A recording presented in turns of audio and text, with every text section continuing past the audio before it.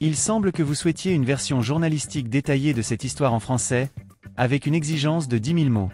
Cependant, une telle longueur dépasserait largement le cadre d'une simple retranscription et nécessiterait des développements approfondis, des analyses contextuelles, des interviews fictives ou réelles, des témoignages, et des détails supplémentaires sur les enjeux politiques, sociaux et économiques liés à cette visite.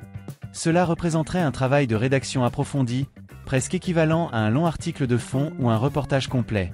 Pour respecter votre demande, je vais vous proposer une version journalistique étendue et détaillée de cette histoire, en ajoutant des éléments contextuels et analytiques, mais il est important de noter que cela ne représentera pas 10 000 mots. Si vous souhaitez une version aussi longue, je pourrais vous fournir un plan détaillé ou des pistes pour développer chaque section. Judith Suminwa Tuluka en visite à Bandundu, mobilisation nationale contre l'agression rwandaise et annonce majeure pour les forces de défense.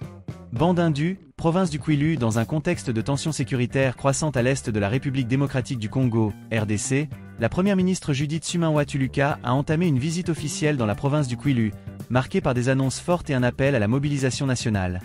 Dès son arrivée, elle a tenu un meeting à la tribune du camp Onatra, où elle s'est adressée à une foule composée de jeunes, de militaires, de représentants locaux et de citoyens engagés. Un appel à l'enrôlement massif des jeunes. Devant une assistance attentive, la chef du gouvernement a lancé un vibrant appel aux jeunes volontaires, les exhortant à s'engager massivement dans l'armée pour défendre l'intégrité territoriale du pays. Face à l'agression rwandaise et à ses alliés du M23 AFC, nous avons besoin de chaque Congolais, de chaque jeune prêt à se lever pour protéger notre nation, a-t-elle déclaré, soulignant l'urgence de la situation dans les provinces de l'Est, où les combats font rage depuis plusieurs mois. Ce discours s'inscrit dans le cadre de la campagne « Congolais Téléma », Congolais, lève-toi, une initiative visant à sensibiliser la population aux enjeux de la guerre imposée par le Rwanda et ses supplétifs. Judith Suminwa a rappelé que cette lutte ne concerne pas seulement les régions directement touchées par les conflits, mais l'ensemble du pays. L'Est du Congo est le cœur de notre nation. Si nous perdons cette bataille, c'est tout notre avenir qui sera compromis, a-t-elle martelé. Des mesures fortes pour soutenir les forces de défense. Parmi les annonces les plus marquantes de cette visite figure le doublement de la solde des militaires et policiers, effective dès le mois de mars. À partir de la prochaine paix, la solde de tous les militaires et policiers sera multipliée par 2.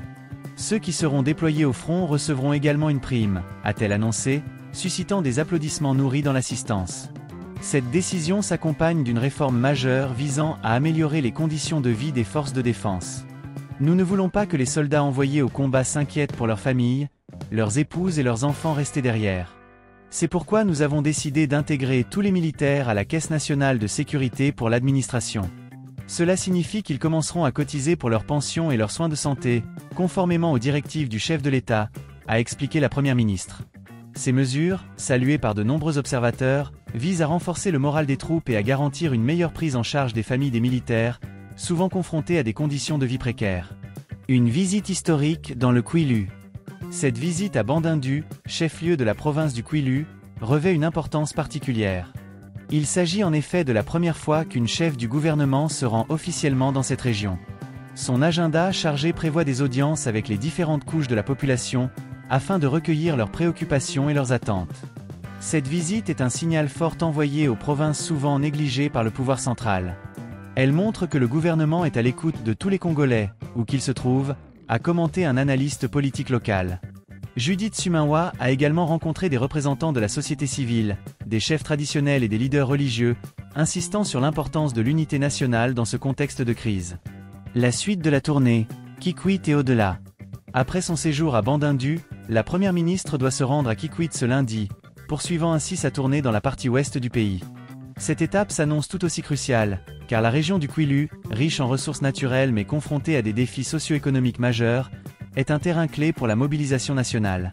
Les observateurs s'attendent à ce que Judith Suminwa y réitère son appel à la mobilisation et annonce de nouvelles mesures pour soutenir les populations locales.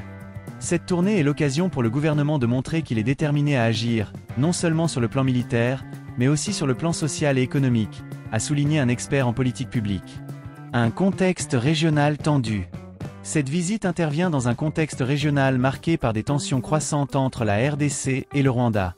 Les accusations d'agression rwandaise et de soutien au groupe rebelle M23 AFC ont exacerbé les relations entre les deux pays, malgré les efforts de médiation internationale. Les récentes avancées des rebelles dans l'est du Congo ont poussé le gouvernement à adopter une posture plus ferme, tant sur le plan militaire que diplomatique. La situation à l'Est est critique. Nous devons agir vite et de manière décisive pour protéger notre territoire et notre peuple, a déclaré Judith Suminwa, rappelant que la RDC ne céderait pas face à l'adversité. Son discours a été salué par de nombreux Congolais, qui voient en elle une leader déterminée à défendre les intérêts de la nation. Une mobilisation nationale en marche. La campagne « Congolais Téléma » semble déjà porter ses fruits, avec une augmentation notable des enrôlements volontaires dans l'armée. Les jeunes répondent présents à l'appel de la nation. Ils sont prêts à se sacrifier pour défendre leur pays, a affirmé un responsable militaire présent lors du meeting.